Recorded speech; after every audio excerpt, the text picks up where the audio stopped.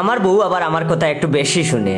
সেদিন বউকে বলেছিলাম ডিম খেতে ইচ্ছে করছে, ব্যাস আর পায়কে গত দুদিন ধরে কখনো ডিম ভাজি, কখনো ডিম বুনা, কখনো অমলেট, এভাবেই চলছে। একদিন অফিস থেকে এসে বলছিলাম ঠান্ডা পানি দাও, বউ আমার ডিপ ফ্রিজে রাখা বরফ নিয়ে হাজির।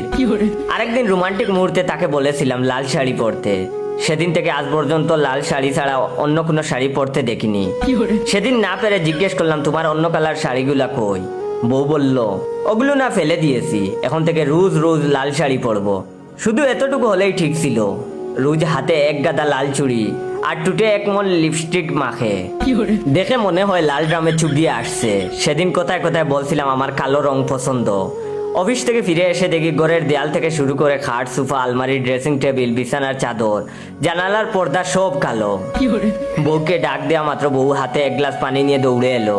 তাকিয়ে দেখি পানির রংটাও কালো। বউয়ের দিকে তাকাতেই বলল তোমার কালো রং পছন্দ, তাই পানিতে একটু কালি ঢেলে দিয়েছি। আমার দুনিয়া ঝাপসা হয়ে আসছে।